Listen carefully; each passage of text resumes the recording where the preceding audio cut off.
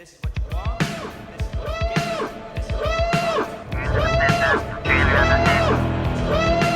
what you You have located GeekFest Rants, the entertainment podcast for genre geeks like you. Shall we play a game? Covering the world of vintage and current film and television since 2010. Game over, man. It's game over. Featuring in-depth conversations on sci-fi, horror, fantasy, comics, toys, and conventions. So say we all. So say we all. And now sit back, relax, and enjoy today's show. I have never met a Mandalorian. I've only read the stories.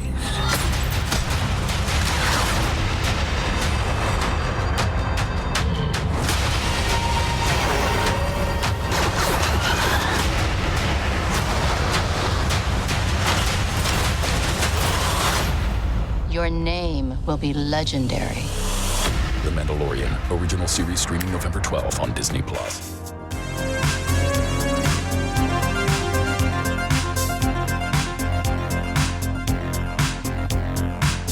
Hi everybody, and welcome once again to GeekFest Rants. My name is Carlos Perron, and today I have Steve, folks, joining me. We are going to finally hit the first 4 episodes of The Mandalorian.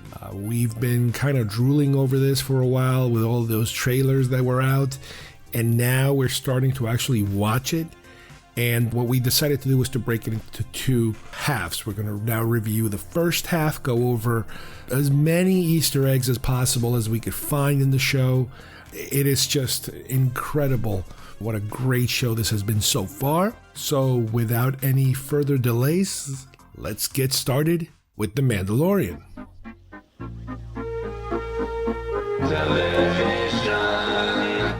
Television is not the truth. Television is an amusement park. Television is a circus, a carnival, a traveling troupe of acrobats, storytellers, dancers, singers, jugglers, sideshow freaks, lion tamers, and football players. We're in the boredom-killing business. All right, let's begin with The Mandalorian today. And basically, we're going to go episode by episode. This has been something that we've been looking forward to a lot. The trailers that we've seen seem to promise so much. And, you know, I hate to say it because I don't want to jinx anything, but man, has this thing been delivering on what it's been promising to give us. What do you think? Oh, definitely. And to put it in perspective, this show had a lot to live up to, especially current sentiment in the Star Wars fandom. And, you know, for me personally, like I've been lukewarm, to put it nicely, with this sequel trilogy, but this is pretty much what I would have expected and wanted for quite a while now. It's funny because, you know, I'm old enough to remember the Ewok movies and the Droids animated show and all that stuff, those early attempts at trying to bring Star Wars to television. And granted, back then, you know, it was like, oh my God, I can't believe they're doing this. But then you're like, wow, this is pretty bad. Even back then, you were like, yeah, this is kind of bad. Not holiday special bad, but pretty bad. And when you look at it now, it's even worse because all that stuff has aged so badly that, you know, I got to the point where it was like, no, you can't, you know, Star Wars is too big for television. You cannot recreate that world. And again, when we were looking at these trailers, we were like, wow, this is looking a lot like Rogue One. It has that gritty Rogue One look. You know, and the thing about Rogue One was like, it was a lot like Tatooine. It had the Jawa gritty, sandy, dirty kind of look. And man, that is exactly what we're getting. Yeah. Now, I'm not entirely sure, but I do remember at one point, when they were going movie crazy, when they were promising, oh, we're going to do a Yoda movie, we're going to do a Boba Fett movie, we're going to do an Obi-Wan movie, we're going to do, you know, we were going to do just about everything in movie mode until they realized that they were overcrowding the marketplace with this stuff in movie form, that they had to scale it back. And I'm wondering if some of the stuff that we're seeing now could have been what they kind of had in mind for these movies. I know Jon Favreau is the showrunner. Is it possible that he might have been also the showrunner they were looking at to run with the Mandalorian movie? Is that a possibility? What do you think?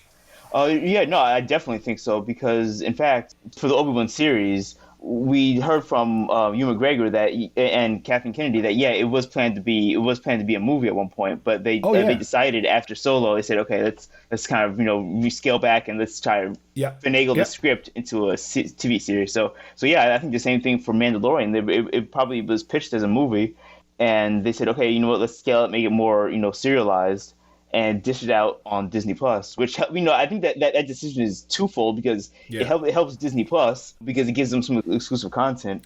It's the flagship show, and it gives it that time that the show needs to breathe and not be in the current Star Wars movies where I felt Solo kind of fell short. It felt like it was about something, but it didn't have enough meat there to kind of dig into. With this, the longer format, I think plays into what the show is actually about. I think it really helps out. It's a good point you make, because the more I think about Solo now, the more I think that this Solo could have been a more successful thing if it was a series. If you would have taken certain scenes or sequences from the movie, early this, early that, how he meets Chewie, how he progresses to the first deal. Each episode, and it could have been split, and that could have worked a lot better, because Solo does have I don't know. I don't want to say it's a lower tier look, but it looks different. It had a cinematic look, but it didn't have quite the Rogue One look. You know what I mean? It looked a little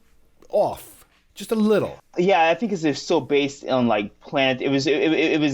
It wasn't so much sci-fi as it was more. I think they leaned so much into the Western sort of vibe. It just seemed like I don't know. You're right though. It did have a sort of a different vibe too. I mean, I liked it a lot. I think it's still a fun movie, but it just like you said, I think it could have been a lot more if it was given that time, Mandalorian. You know what it is? But the movies, we're also more used to seeing these lush, beautiful locations. With Solo, everything was a little more darker and gloomier and dirty. That mud planet, it just didn't feel epic. Granted, I still love the film. I have. Compared to The Last Jedi, you know where I stand with that. Yeah. But with Mandalorian, now we've seen about half so far of the entire series, because I think it's a total of about 8 episodes, so we're about halfway there. So let's start with Chapter 1. That's another thing. The episodes are titled Chapter 1, Chapter 2, Chapter 3. Chapter 1 doesn't really have a subtitle, I believe. It's just Chapter 1. It's just Chapter 1, yeah. And here's where we start to meet the main characters. A lot of this information, a lot of these visuals, we kind of saw a little bit during the leaked footage and the official trailers and the official teasers and all that stuff. So we recognize some of this imagery, but the basic run of the story is he's a bounty hunter. We watch him go through his first bounty, which brings him to this kind of slightly snowy planet. That's another thing. We're not always told where we are. There are which is what I like. Yeah, there are no visual cues. Now, if you go online, they'll tell you exactly what planet it is, and you'll find out officially where they were, which doesn't really matter much until we get to a later episode. But he's at this planet and he's looking for somebody, and off the bat, this feels so westerny. It is dripping in West. The music from the first scene when he walks into the cantina is straight out of a West. The doors open and he's standing there. And the guy there's a guy that turns his head. It's a close up. I've seen these movies. I own these movies. They're all with Clint Eastwood. I have them all on DVD. It is perfectly homage to all these spaghetti westerns that I've grown up with all this time. The music, man, you have the music is weird because it has that, but it has some weird instruments too on the side, and you get a little bit of that wheel like that rattling kind of sounds. Yeah, it's very tribal with Western kind of mixed to it. It's very unique. I mean, it's nowhere near anything like John Williams' scores, which are more epic and sweeping, but it is more lived and gritty. It fits the vibe very, very well. I have a feeling they are purposely, because this is a world that's set, I think they were saying 5 years after Return of the Jedi. Mm-hmm. And they're in areas where the rebellion or the Republic at this point still does not have control. It's still the wilderness out there. People are there is no law. The law is whoever happens to be around, and sometimes there are Imperials around and sometimes they're not. Yep. And we have yet to meet really any rebellion that's in charge of anything at this point in the story.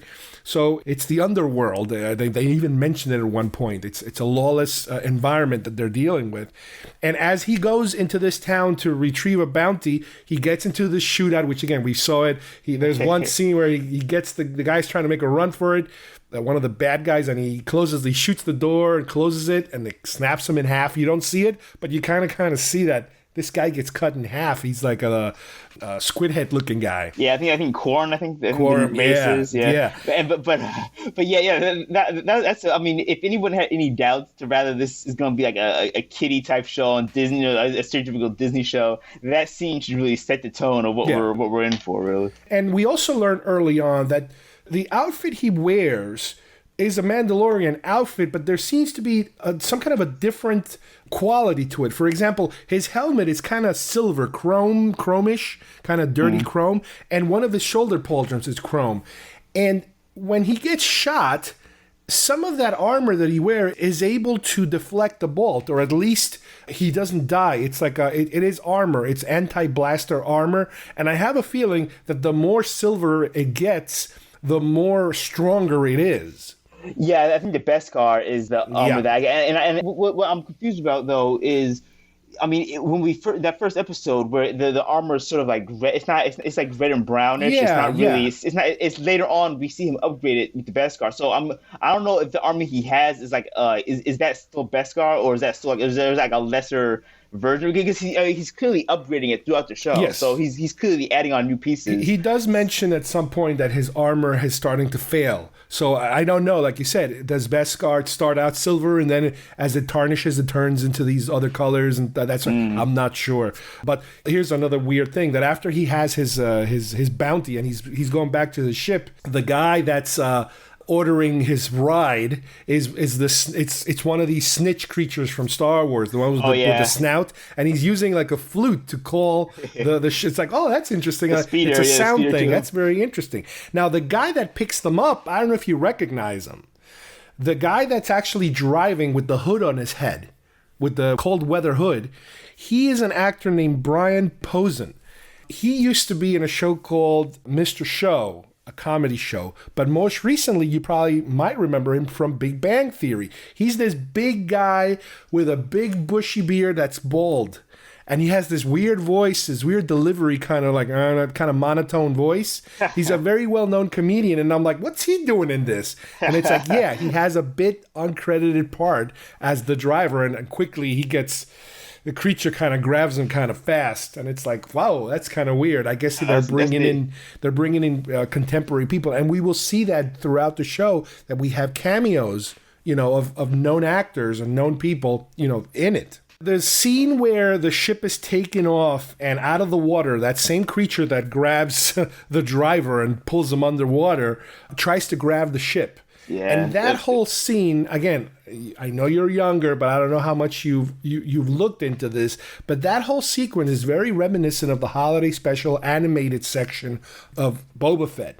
In the holiday special, the cartoon part, the only thing that's barely watchable out of that entire holiday special, there's a sequence where Boba Fett rescues Luke, but he's riding this dinosaur kind of creature, and the dinosaur creature kind of attacks the ship because Luke happens to be riding a Y-Wing, and during the Y-Wing, he ejects the pod of the Y-Wing to get away from this creature, and then Boba Fett comes. But anyway, the point is that there's a lot that is very reminiscent of that whole dinosaur creature trying to grab the ship and pull it under, and Boba Fett shoots at it. It's funny you brought up the holiday special, because that rifle that he's using is also from the holiday special, so you can tell. Episode 1, they're pulling in, they're pulling in all these, deep cuts from things like the holiday special, which you never thought you would see the light of day again. I know, and they gave us a preview of that. I remember Favreau, I think, posted on his Twitter account a couple of things that were coming, and we've seen a lot of them. I think we've seen all of them so far.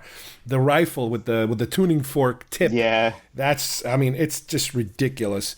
Like we mentioned earlier, also planet names are not very popular here, but you can find them. The planet that he goes to, where he delivers his bounty, and he gets assigned, he meets Carl Weathers' character. He assigns him a couple of more possible bounties, but he kind of turns them down because he wants something more special, something a little more expensive. That planet, when he's walking through those streets, if you ever get a chance to go to Galaxy's Edge, that's Galaxy's Edge. That kind of look, the dirty walls. I know it looks a little like Tatooine, but it looks a little worse than Tatooine. It looks a little less sandy, and a little more built up, but decrepit. That's exactly, what it reminded me when I was looking at that stuff. Again, another huge throwback. He knocks on the door and that big eye comes out, which was from Jedi. Yeah. That's another thing to bring up too. And I probably should have mentioned this a bit earlier when we were at the first cantina when he walked in. There's so many familiar aliens again, which is something. Which is something I again had a problem with the sequel trilogies, where I like new. It's not to say I don't like new creatures and new planets and everything, but when you're trying to build a universe, there is a point where it becomes too much, where you just don't recognize anything, and then it feels like you're not watching the thing that you started with. So I was really glad to see a lot like that. A lot of the original creatures that we meet in New Hope, which is really good to see. I remember my son had the same problem with a lot of the new films, is that he misses the older creatures. But it makes more sense here because we're only 5 years away from Jedi, so we're kind of. You technically are still in that world, more or less. Well, technically with the sequels, they're still in that world as well. It doesn't matter if it's years. Unless there's some mass extinction, those creatures should still be around. They should. So as he goes to meet the guy that's hiring him, because it's such a secretive job that they won't even tell him. Carl Weathers' character won't even tell him what he's got to go talk to the guy. It's Warren Herzog. We talked about him during the trailers. He's a German director, also actor. He's a really creepy, scary guy. And with him, there's a doctor. I forget his name. He's like a scientist. And he's explaining to them, this is you have to get the asset. And I think they mentioned something. He's about 50 years old or something. You have to bring him back to us. So it's a bounty. He's got to grab this guy and bring him back to them. Now, one thing people have been noticing is that the guy who's the scientist, if you take a quick, careful look at his arm, he does have a cloner. A Kaminoan cloner patch symbol on his arm, which is like, oh, that's interesting. And we do remember even from Rogue One, I think, that some of those Imperial scientists, they did wear that blue and white kind of smocks. So we might be something heading in that direction, with this. Yeah, down the line, I think, if this was written and directed by anyone else, I would say, they're probably just tossing stuff that fans would have some fun with. But with Favreau and Filoni, so in depth in the lore and everything, and there's always been such intention with everything they do. It feels like they're going to try to bring something into that would resemble some sort of cloning storyline. Right. And I'm sure. Again, I'm sure there's a reason why they picked Filoni to do the first one. There's a lot of street cred that comes with Filoni and the fan base. We also see outside, again, another one of these little quickie throwbacks, the monkey lizard from the Salacious Crumb type of creature. Roasting. We see them in cages, but we also see them being roasted on a pit. So it's like, oh, that's different. I wasn't expecting that. As he departs, because they give him like a down payment on this job, and the down payment it's like a solid bar of steel, let's say, and it's supposed to be something very valuable to him. So he brings it to this kind of underground living environment where there's what appears to be other Mandalorians, even little kids running around with helmets. And he kind of gives this bar to this kind of person who's in charge of like the furnace or something, and they turn that into another piece of his armor. So let's talk. Well, again, we know this a little bit at a time, but this is the first time we kind of start to understand that there's more of them. Yeah. But I think going into, I think for the more hardcore fans, we knew that there's going to be, at the very least, a sort of like tribe of them, but we didn't know if they were like united yet, or if they knew each other, or if they've been like disbanded. So seeing them together like this, as they melt, like to me, it always looked like it looked like the back of an iPhone. But when they melt that bar down to create his. Now we know what happens to all of our old iPhones that we don't use anymore. As they melt the iPhone down, and to make his armor. Also, is this the scene where they have like I mean, there's like a flashback he has. He has a flashback. Okay. It is not that there are future ones, but I believe you start to get a little bit of him as a little kid being rescued or something, hidden, right? Rescued and hidden. But you don't see too much. Now, granted, in the trailers, we did see some of the attack that's being taking place.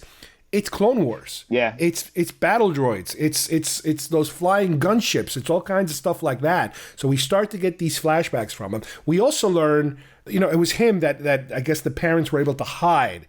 But we also learned that from these melted iPhones, as you mentioned, whatever that doesn't get used for him gets used for the younger ones. The foundlings, it helps, say, I guess, to fund their upbringing and their armor too, or something like that. So it's a community. It's something that they have to contribute.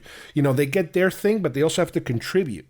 So that's something new and that we will explore later on in later episodes, that we get more information about that. So he goes out to the area. He's giving one of these trackers, these fobs, these trackers, to go to the area where he thinks that his asset is at. So as soon as he arrives at the planet where hopefully the asset is being kept, he has a run-in with a creature that is kind of like a giant frog type of thing. I think we've seen this on Clone Wars, right? If it's not the same creature, it looks very similar. I mean, it looks like the one that Anakin was riding in the fields. It's not that creature, but it looks it's like bloated, but like a two-legged frog.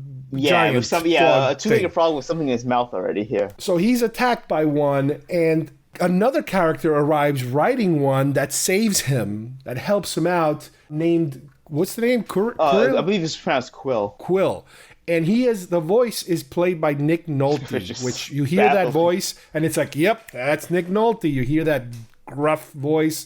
And, after he's done talking, he says, I have spoken. So it's kind of like, all right, it's the end of the conversation. He's got nothing more to say. So he kind of helps him out during this episode.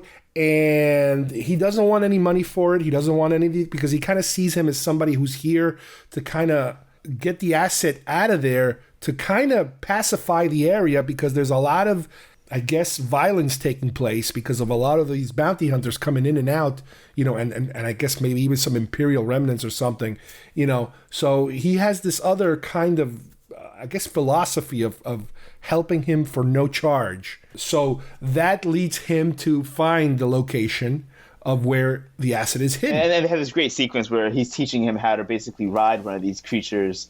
And again, it's a Western sequence of breaking the horse. Yeah, pretty much. Yep. It's the breaking the horse sequence. Yeah, really. Yeah, beat for beat. I mean, they're really following the main archetypes of a stereotypical Western here. As soon as he gets there, he already realizes there's a problem because it appears that somebody else is already there before him, and it's a droid kind of like the IG-88 droid, but I think they call him IG-11 for these purposes, and that droid is just shooting up the place like crazy, trying to get to a building where hopefully this asset is at. And I absolutely love this scene. We saw a little bit on the trailer. And granted, now I kept thinking about this.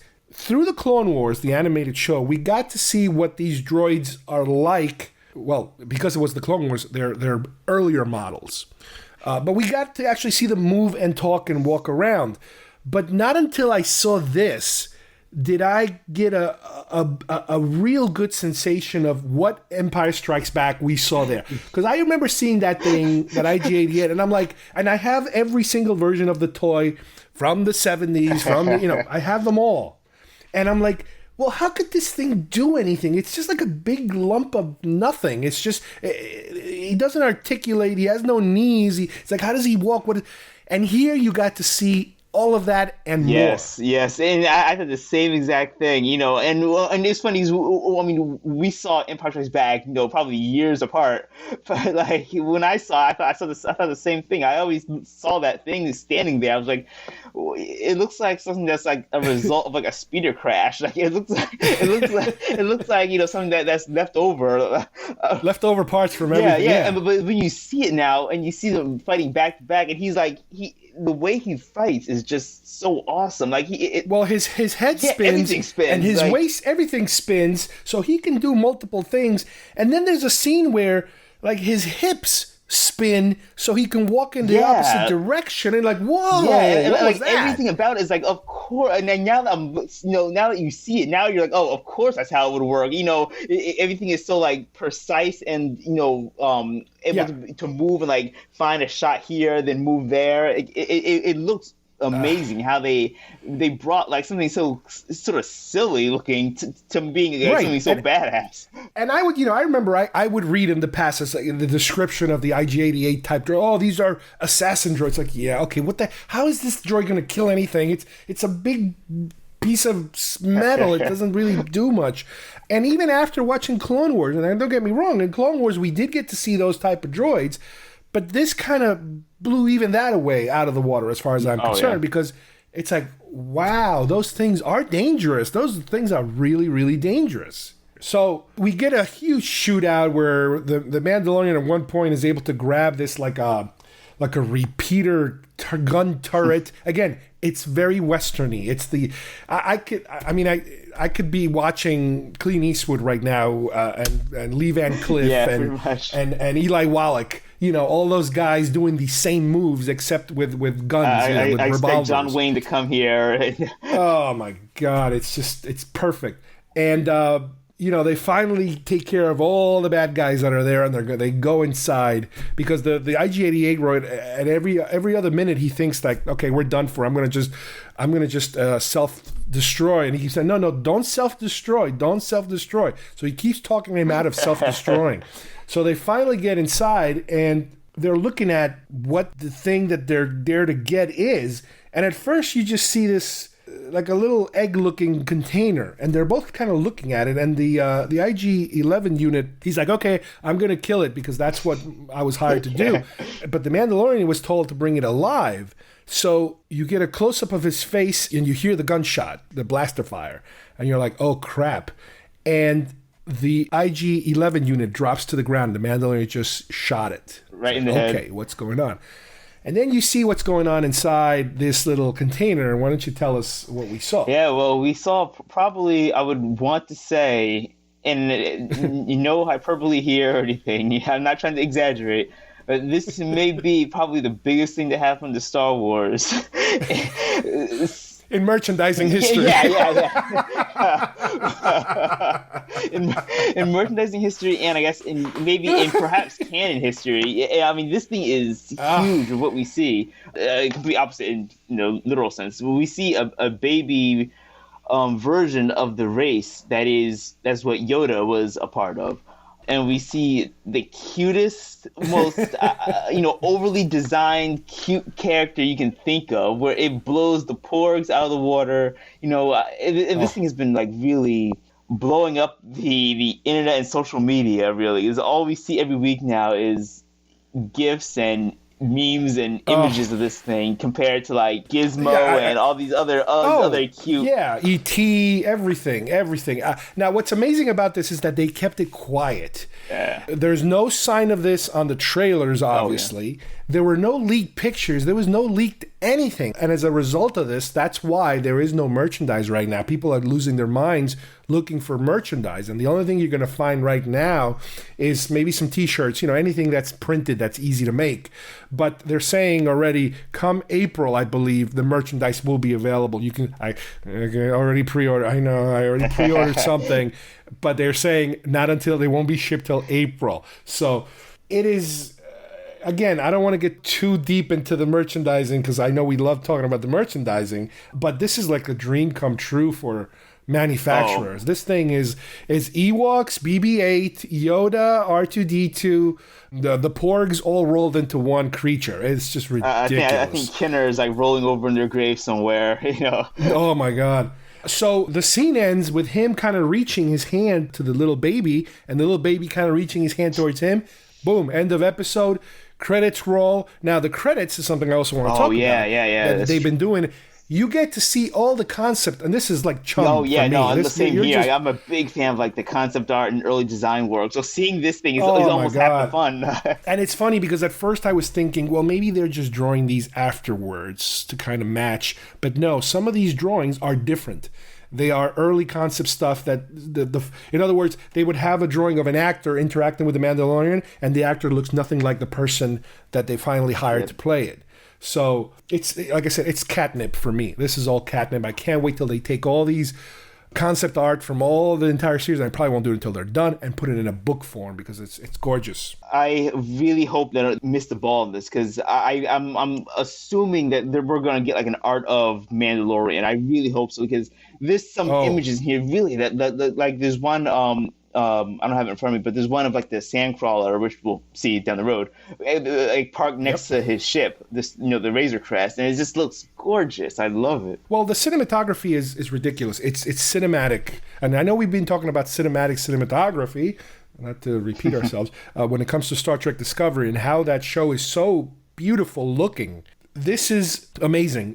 Granted, when you have a lot of these vistas, these rocky formations in the sun and the twilight sky, that perfect sky that all Hollywood films try to get, that purpley pink, you get a lot of that in this. You could see frames of this being turned into portraits because it is so beautiful looking. They just don't seem to have anything missing. It's all there for you. I will say this: there's a few episodes down the road which we'll talk on, which it did actually take me out of it, the sets and the cinematography. Where I think, and I'll touch on when we get there. But my complaint starts coming in the later episodes. We'll see. But after episode 1, I was fully on board. I was like, let's go.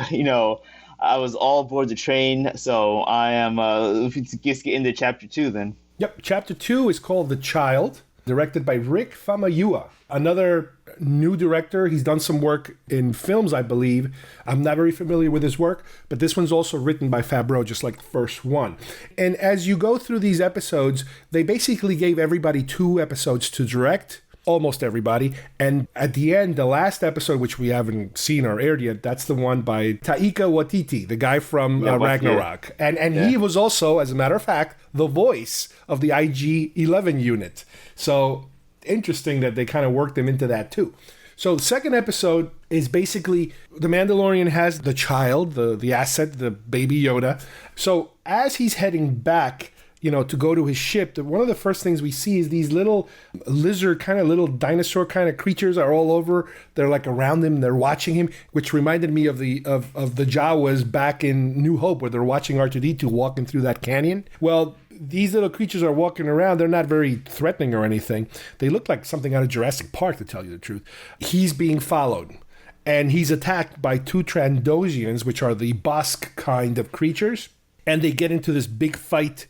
What's interesting is that they are almost wearing the same thing as Bosk, except instead of the yellow outfits, they're wearing these blue outfits. They have the same kind of life vest on top of them, but they're wearing these blue outfits. So he gets into a fight with them, so we get a little bit of that. That was kind of cool. We get one of them make a run for the little Baby Yoda, and he shoots him with the rifle, and now we get to see, I think for the first time, that rifle in action completely disintegrates the Trandoshan. And you're like, oh, wait a minute, I understand now that line from Empire. Yeah, now it all makes sense. No, and from what we see on screen, Darth Vader had a very good reason to say no disintegrations, because this thing just like vaporizes you into Thanos-stock dust. No, there's like nothing left afterwards. And they do kind of mention that, I think, at some point earlier in the previous episode, that there had to be proof of life or proof of death because of that whole issue of the type of weapons that he uses. Yeah. He does get injured as a result of that confrontation. And as he's there at night because he hasn't gotten to his ship yet. The little Baby Yoda, to me, he's working on his arm. I think he's trying to heal his arm with some kind of device. And the little Baby Yoda tries to reach for his arm. And to me, it looked like he was trying to heal him in some shape or form, but he never got to, because he keeps kind of putting him back down into his place. Because the Mandalorian thinks he's like just playing around. He's like, stop, get out of here. So he's like going back to like fixing his arm with like the spanner thing. But like he keeps putting the Yoda back up, move, go away. It's very funny, very cute, which I never expected this show to do that at this point. I would expect this show to have like a cute episode, just like you have a funny episode, with Star Trek or anything. But no, they're combining everything so far on each episode. They're combining the cute with the serious at the same time. Yeah, and I think like the blend of it is perfect, because we're not getting it's not like the prequels where a lot of times they would go too much into the comical silliness of it. Yeah. This is especially at this point we're getting a very good, like we just had a scene of him vaporize a guy, the dust. Exactly. And then the next thing we're getting a scene of Baby Yoda looking amazingly cute. So like it's giving a very good balance.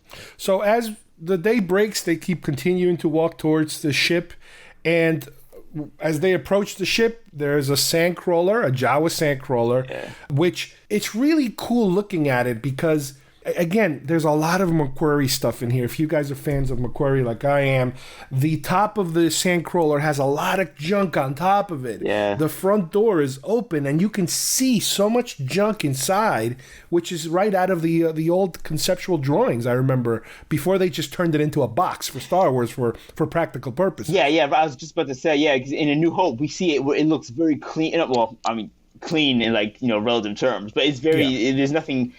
there's no like extras attached. It's just literally it's the box. Right. This is like you see like there were like flags and like cranes and stuff and all kinds of things attached to the top. Where it makes it look like this thing is actually practical. It's actually they actually have a uses for a lot of this stuff. And they actually live in it. It's not just a vehicle. It's like a mobile little city for them. Another thing about these Jawas. And again, what's happening is what he sees is they're stripping his ship apart. They're taking it apart for pieces, and he just freaks out and starts running after them. But one thing that I've noticed is that these Jawas look a little different. Again, this isn't Tatooine. This is a different planet we're on. Yep. And the first thing that's very noticeable, first of all, the eyes are red instead of yellow. So you do see that. But the other thing I noticed on this episode is that the robes are not exactly the same brown color as Tatooine. Oh, yeah, they're a little more on the purpley gray side. Yeah, they're darker. Yeah, they're a different shade, which kind of makes sense. A different planet is the same creature, but the clothing they use is based on what's available in that area, I guess, to make whatever it is that they're wearing. Yeah, no, it makes perfect sense. I was tipped off by this because I was trying to get the whole Black Series collection. So the Black Series action figure of this one is labeled as Off-World Jawa. So I was like, okay, so clearly these guys are not on the Tatooine, clearly. Is the figure also colored differently? Is the robe also different in the toy? Yeah. The robe is dark purple, and it has like the red eyes, so yeah. Yep.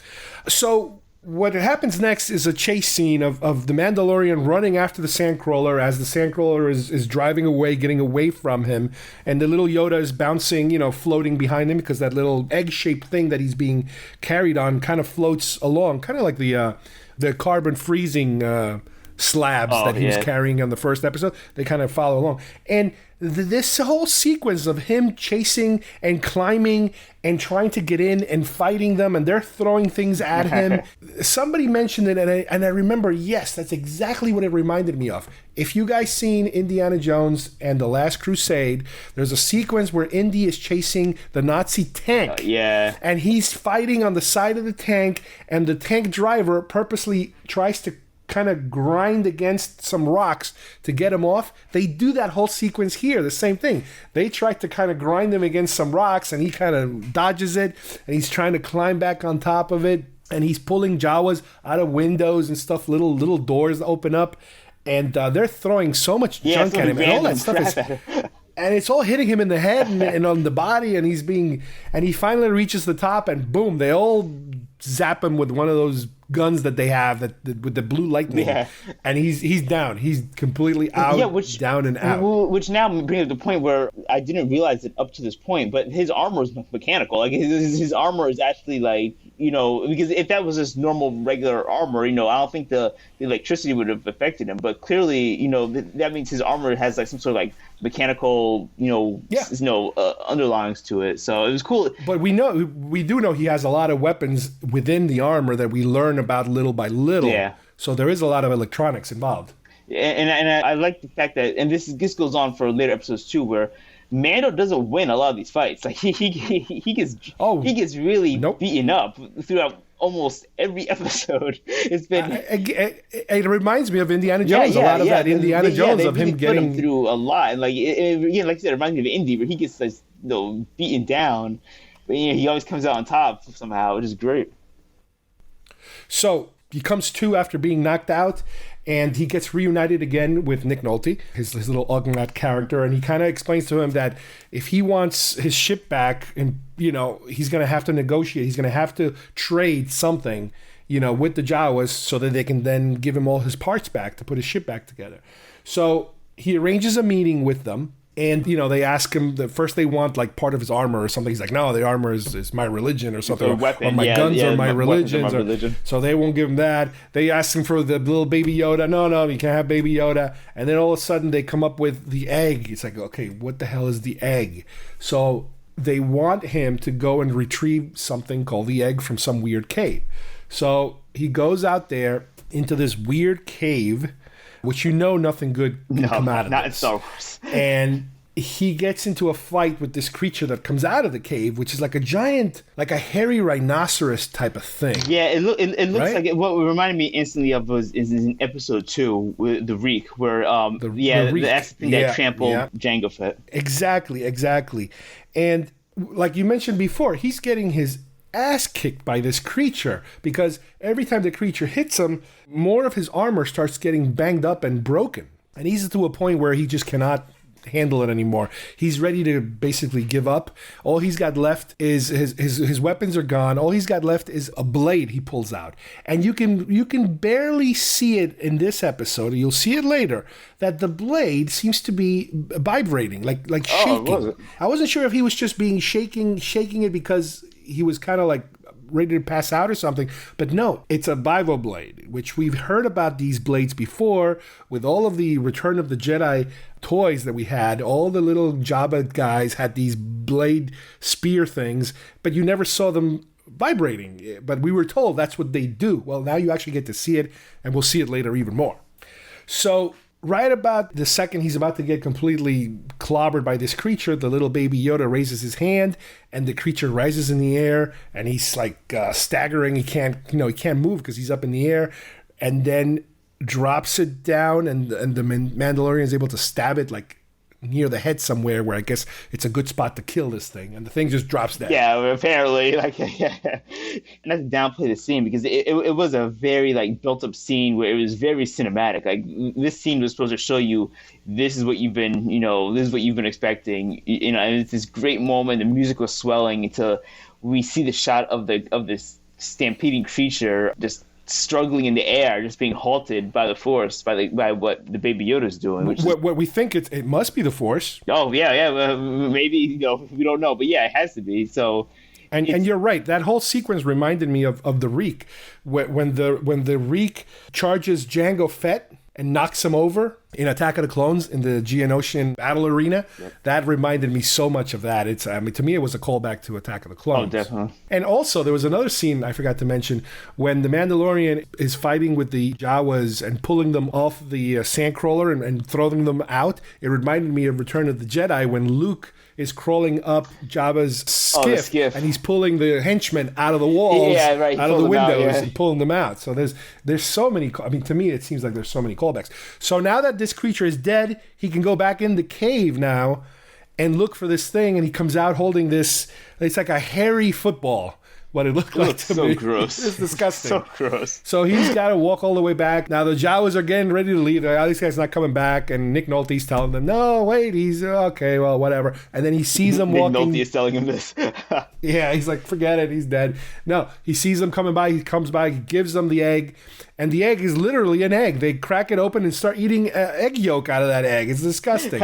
And they're all happy, so they give him all the parts back. So now he's got the parts to go back to his ship. And I think they basically spend the night putting the ship back together, and they're off now to their next destination. Yep. He says goodbye to him again, once again. And just to say at this point, I like how self-contained these stories are becoming. Like we're as much as I do want a big grander scheme story, but I sort of enjoy having these episodes, especially in the beginning. I mean, this is the first season here, so I like having these episodes where it's, we get a character building story, we focus on a few characters, and then we move on to the next, where it feels like it's very tight, it's very concise. It's not like, where it's just too much, where it's automatically start out with this big grand scale and everything. I really like the pacing so far. Yeah, and we do get to meet these guest stars, if you will, where they're there for a very short time. And I was afraid, or I didn't know, or I didn't realize at the time that the little Baby Yoda was going to be such an important character. Yeah. Who seems to be kind of continuing as far as we go along with this story so far. Like I said, we're about halfway through, and we're still in that Baby Yoda mode. We're still trying to figure out what's going on. Yeah. Clearly, this season is going to be all about just focusing. The byline of the whole season is going to be Baby Yoda. So we move on to chapter 3, which is called The Sin, directed by Deborah Chow, who, from what I understand, is going to be the showrunner for the Obi-Wan Kenobi show. So that's an important name to remember. Once again, written by Jon Favreau, this episode basically concentrates on the Mandalorian returning the asset, bringing him in. So he goes to the location exactly where it is that he's supposed to deliver him. And the funny thing is that they give him his money, and the money is delivered in a container, again, I was talking about the Jon Favreau Twitter pictures.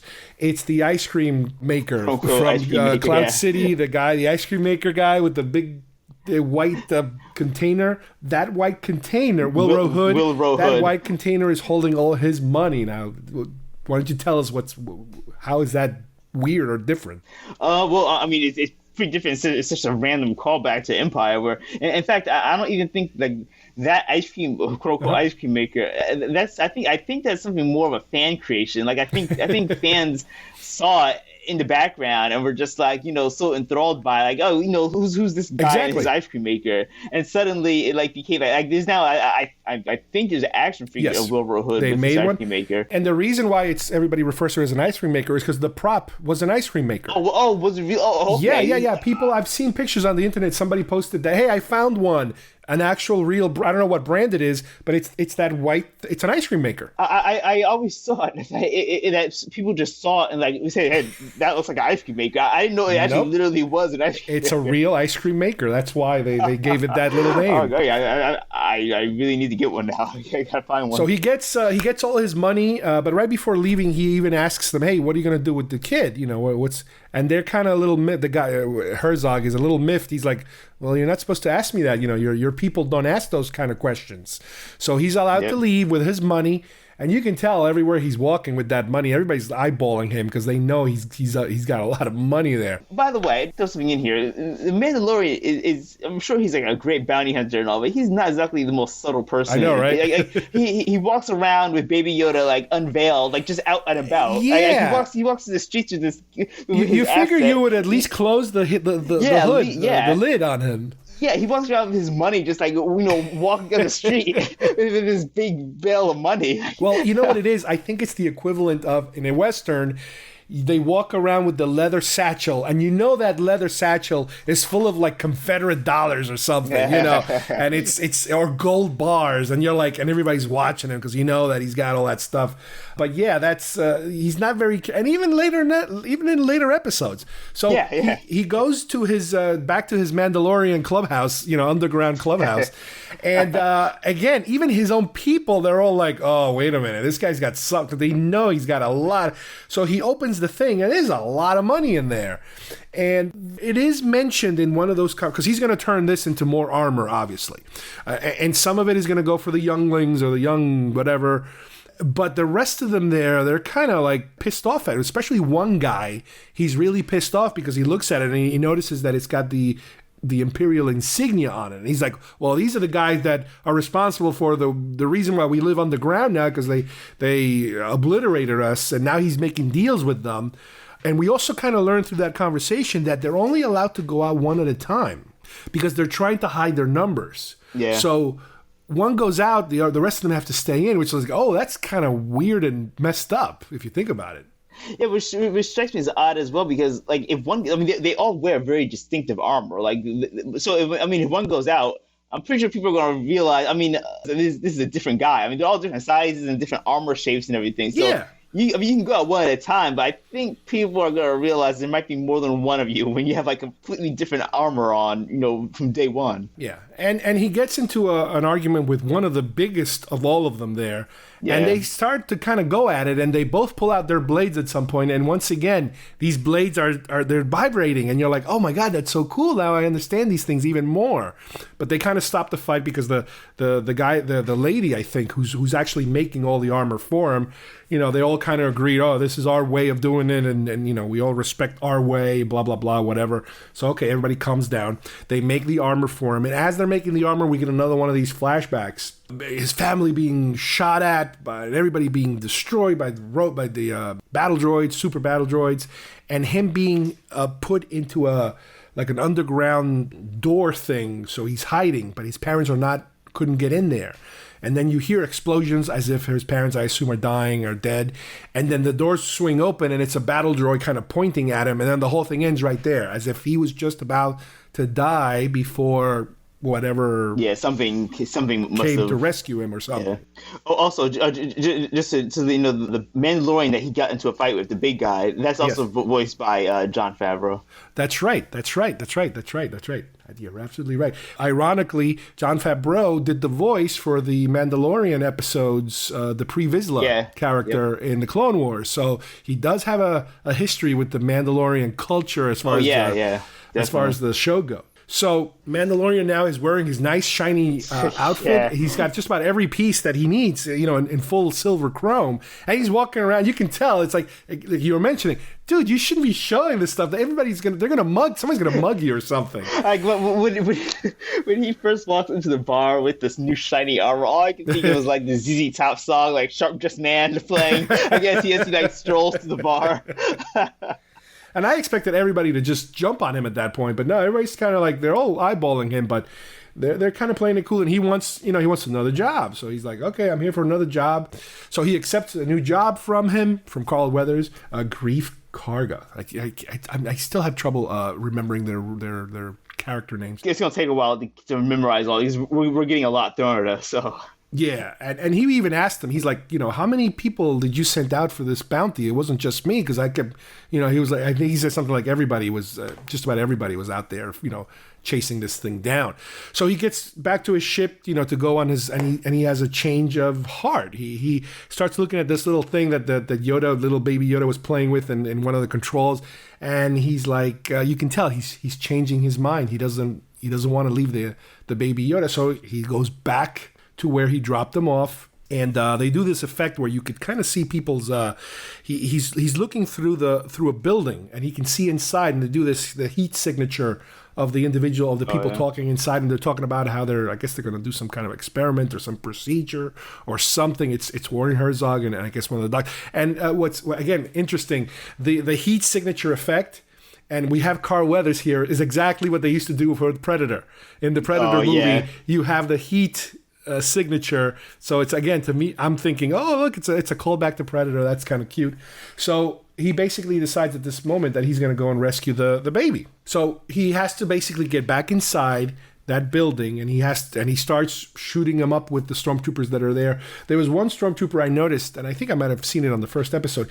His gun is not a typical stormtrooper blaster. It's a short gun, and I remember seeing these shorter style guns in some of the books of the making of Star Wars, where they kind of modified all different types of weapons to make them look like something futuristic. You make the barrel itself is shorter. Right, but it almost looks like a gun with a double muzzle. It's not the rifle that the typical stormtroopers are wearing. This one guy is holding this different kind of, and I'm like, wow, they actually went that far back and were able to either recreate or retrieve one of these early built weapons, which is really, really cool. I mean, again, this is nerdy, deep dive type of stuff that I noticed. What you also have is him being able to retrieve the child, and he doesn't kill the doctor, because the doctor's like, I was trying to protect him. I didn't let him do what they wanted to do, or something like that. So he doesn't kill the doctor, but he kills basically all the stormtroopers.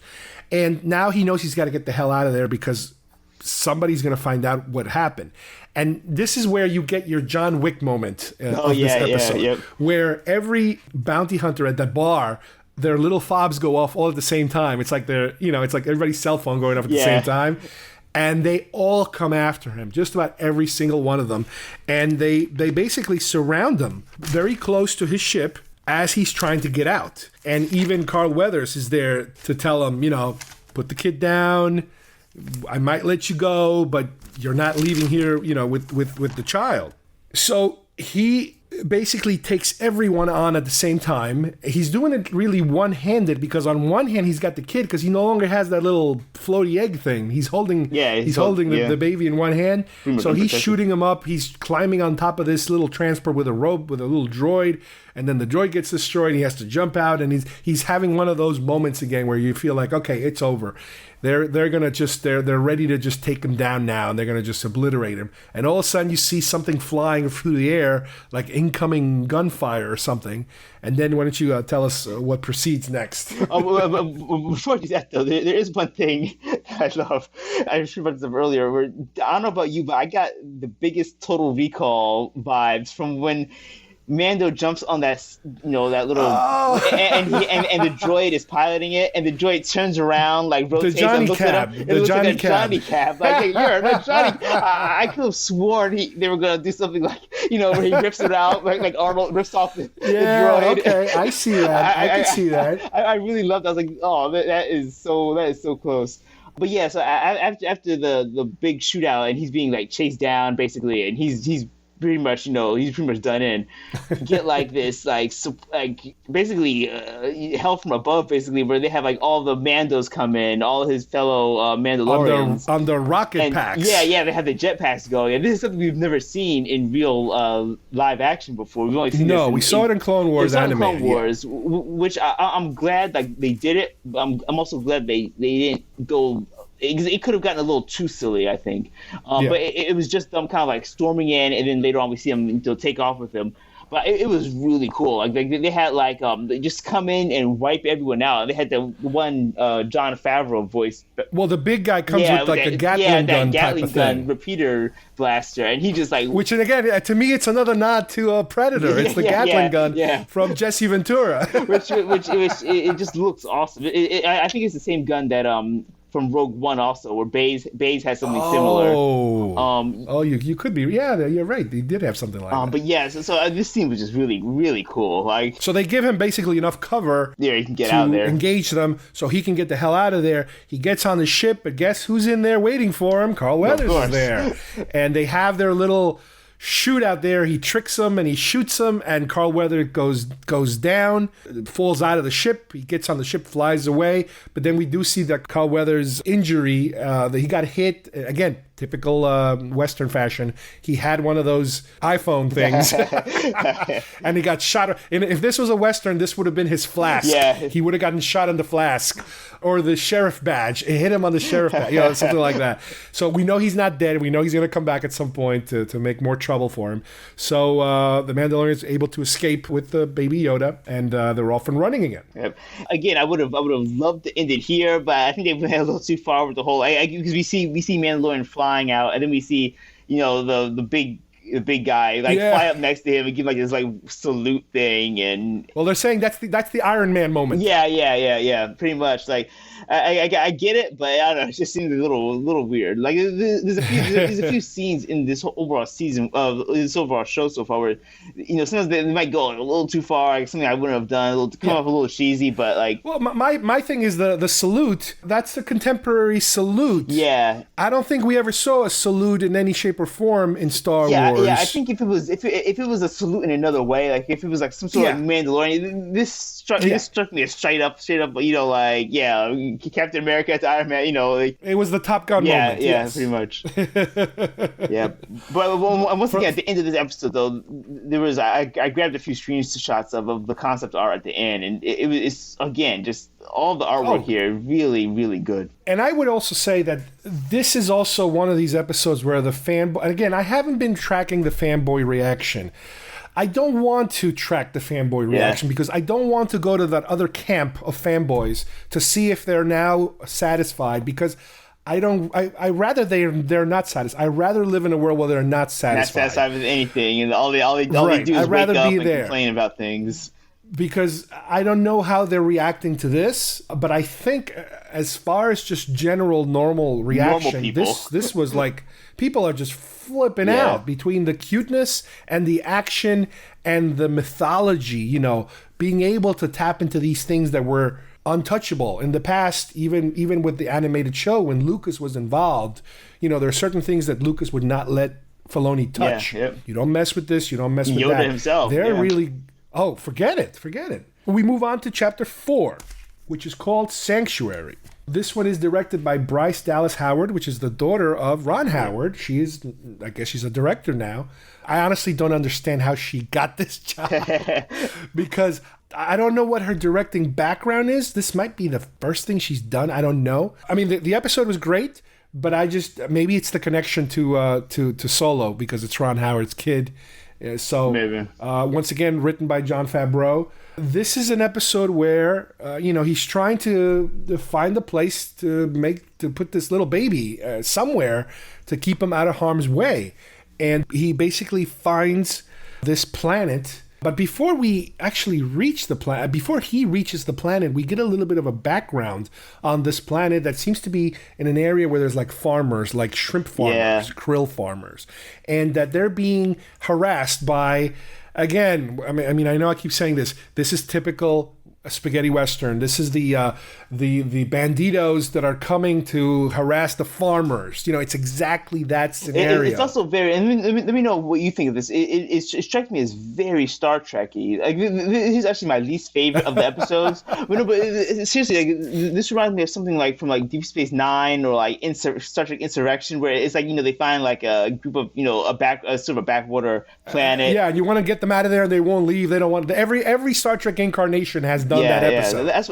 multiple times sometimes. Yeah, that's why, and it was so sort of by the books. This is definitely my least favorite because it just like, I knew it was coming, I knew it was going to happen, and it was very, very predictable. But I mean, it was still good. I was still entertained by it, but it just felt like, well, even Clone Wars has done this one, the one where the non-combatant, the peaceful, loving natives have to defend themselves. But forget Clone Wars, because I think even in Clone Wars they didn't defend themselves. The Jedi were able to take care of everything. But this is, I think this is for a few dollars more. This is the Clint Eastwood has to help the farmers how to use weapons. They never use weapons ever. So it's that story that they're dealing with here. So yeah, you do have this group of like marauding bad guys who are there to steal stuff. All they do is steal stuff, and they have modern weapons. And it's funny because when I was first watching them do that first attack where we're learning about what they are, it kind of, and again, this might be a little too old for you, but it reminded me of the Ewok movies. There was an Ewok, one of those two Ewok movies had these crazy monsters coming out of the woods to raid the Ewok village or raid that family that they gets killed, and then the little girl's all by herself and an orphan. It's like, oh no, and they kind of look like generic monster-y looking guys. Yeah, like generic orc type of guys. And yeah, like orcs, exactly. And now what's interesting is that what I found out was that the bad guys are supposed to be Klatooinians, and I thought Klatooinians were Klaatu types of creatures, like which is one of my favorite ones from Return of the Jedi. But no, they're actually more like if you guys have the action figures, the last 17 Kenner ones, the Barada figures. They're these different looking head things. And unless you either freeze frame the show or look at the Kenner toy or look at the Hasbro toy that they put out for the Mandalorian, where you have the ship, the ATST with the Klatooinian, his face does look like the Barada creature. Again, this is super nerdy, crazy stuff I'm talking about, but keep that in mind because I was trying to figure out, well, who are these bad guys? Where they come from? What are they? So again, it is established that these guys are, I guess, they all of a sudden they started harassing this community.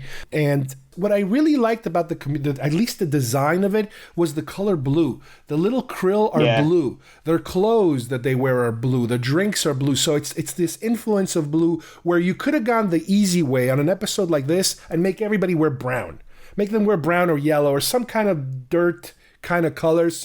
Very typical farmer colors.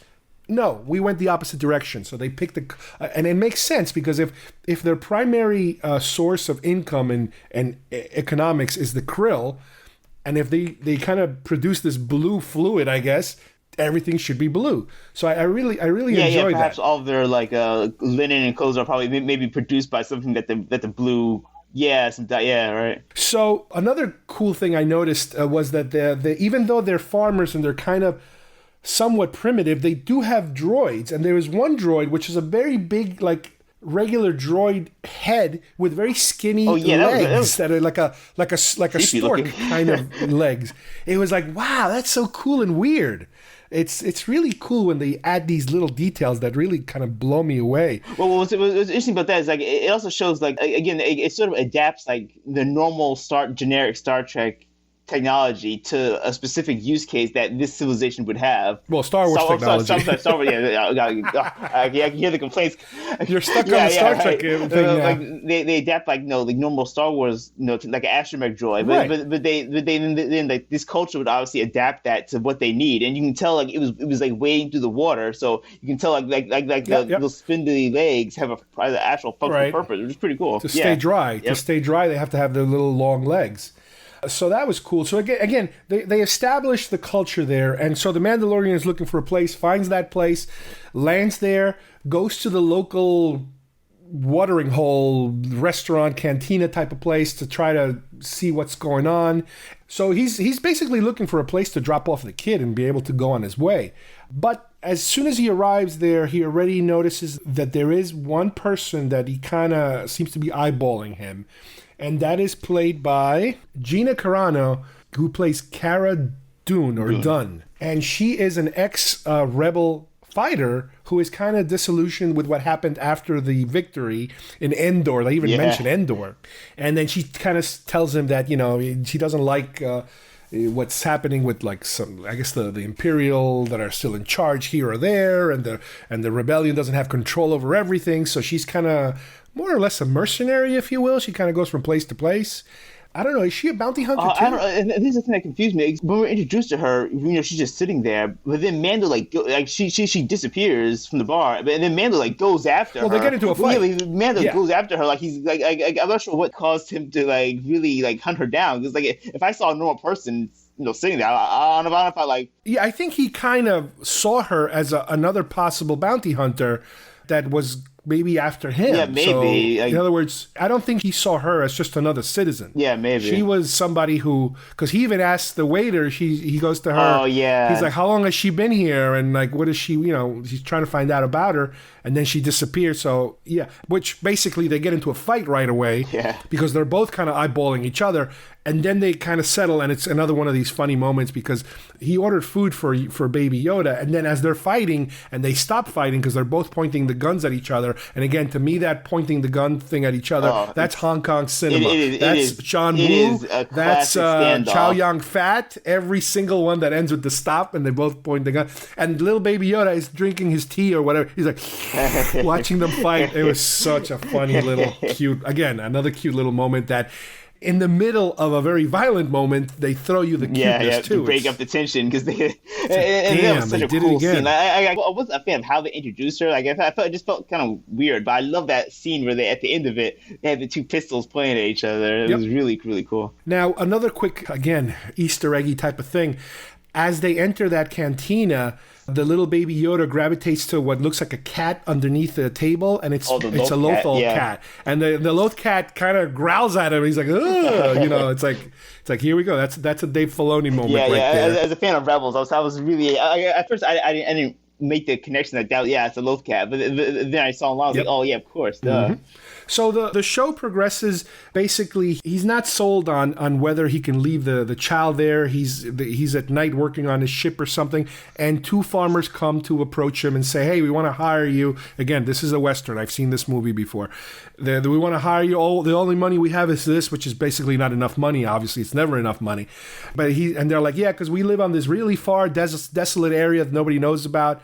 And he's like, wait a minute, desolate. Oh, maybe that kind of gets his gears going that maybe he could leave the kid there. So let me go looking to see what's going on. And as he goes to visit, it's a typical kind of scenario where little Baby Yoda is all the kids are gravitating to the Baby Yoda and everybody's very friendly to him. And he kind of strikes this little relationship with the lead, this woman who was the lead person we were watching in the beginning of the episode. She has a daughter. So everybody's kind of becoming very friendly with each other.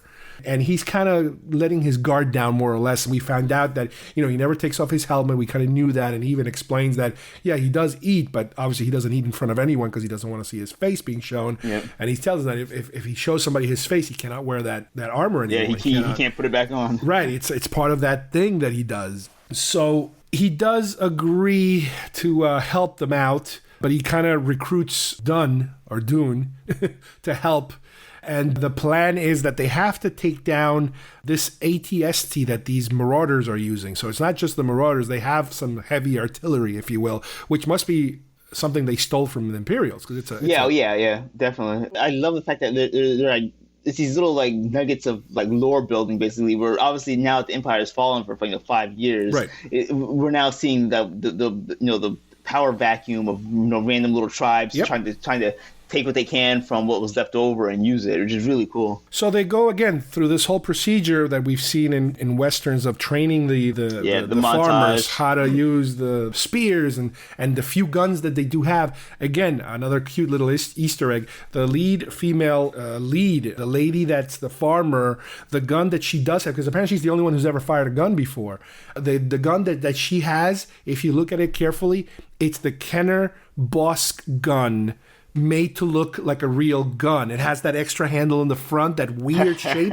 It's like, oh my God, they did the boss gun. So it's like, okay, cool. There's another check it off on your Easter egg hunt. Funny, and I probably getting true up earlier is when this show was being pitched and Filoni and Favreau were talking about it, they specifically said multiple times that this show they wanted to feel like they wanted to give it this feeling like you dumped your action figures out and were playing with them as a kid, on the living room floor or something. So I think they definitely have the intention of because they obviously grew up as fans, no doubt about it. So they specifically wanted to make set. That's why I think a lot of the battle scenes and like the sets we have like these big sort of like action figure type sets like the Jawa toy set, the ATST toy. Like I think all of them have like this like very like you can go out and like take out your action figures from your closet and dump them out and play with them. And even the most obscure stuff, I wouldn't be surprised if I don't know if you're familiar with mini rigs. If mini rigs start showing up, these are kind of EU-ish toys that Kenner made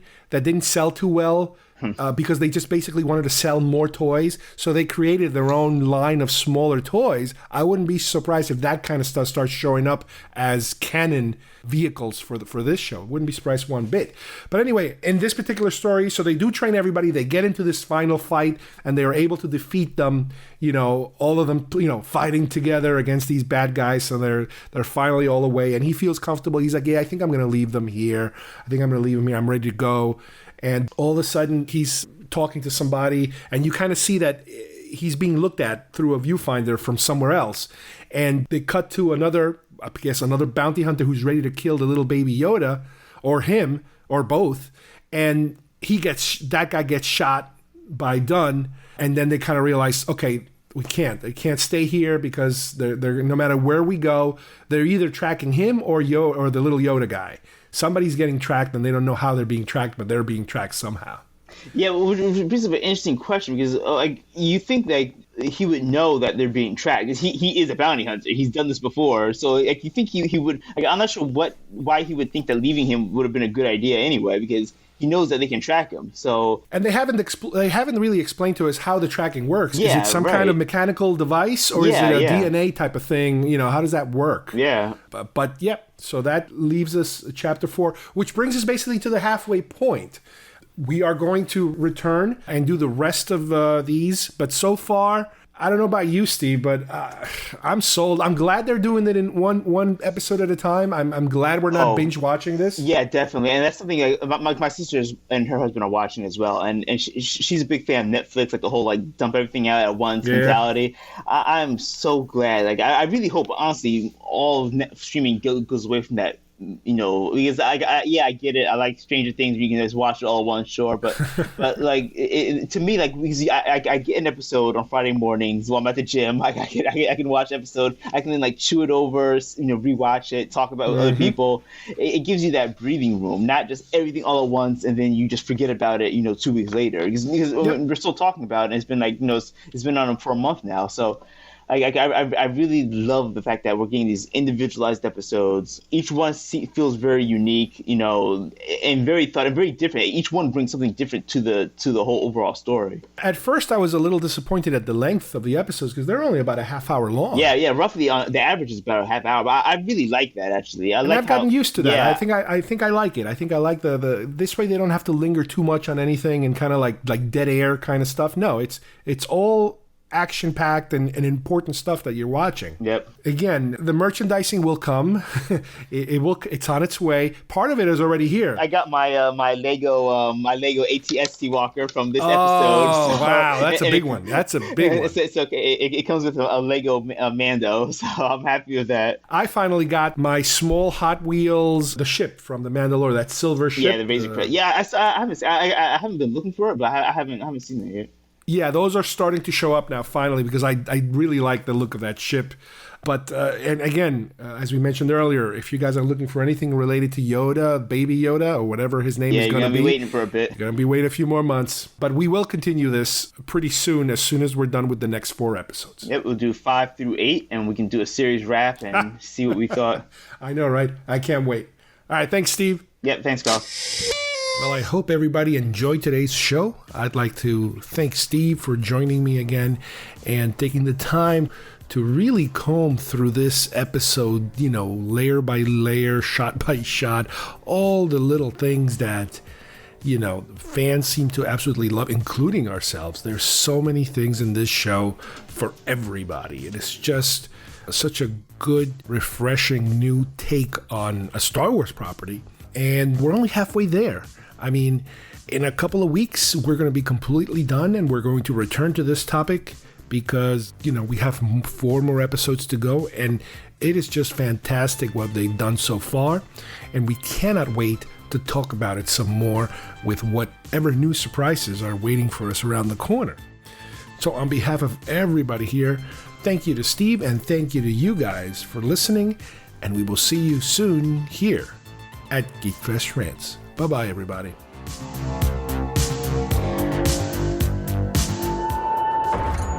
Is the world more peaceful since the revolution?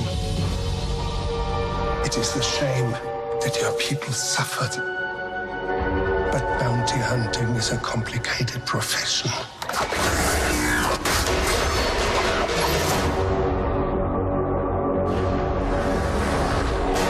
They said you were coming. They said you were the best in the parsec. Would you agree?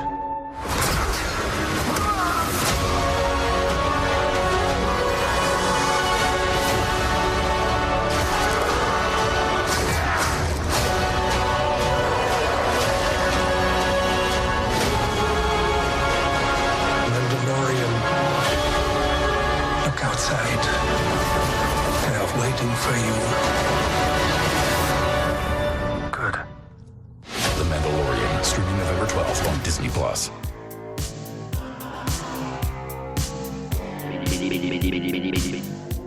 If you would like to subscribe to our show, send us messages, or see video links to some of the topics we talked about today, please visit our homepage at geekfestrants.com or our YouTube channel, Facebook page, or iTunes at GeekFest Rants. I don't know what we're yelling about! GeekFest Rants is produced by Carlos Perone, copyright 2019.